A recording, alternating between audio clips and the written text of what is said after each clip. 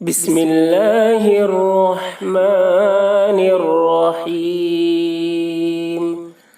بسم الله العظيم، والحمد لله على دين الإسلام.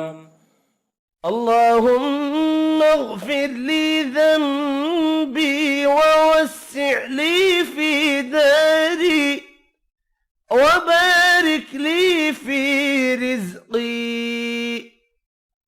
أعوذ بالله من الشيطان الرجيم. بسم الله الرحمن الرحيم.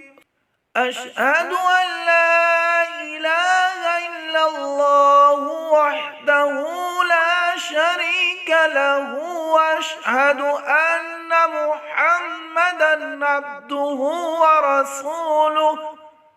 اللهم اجعلني من التوابين واجعلني من المتطهرين.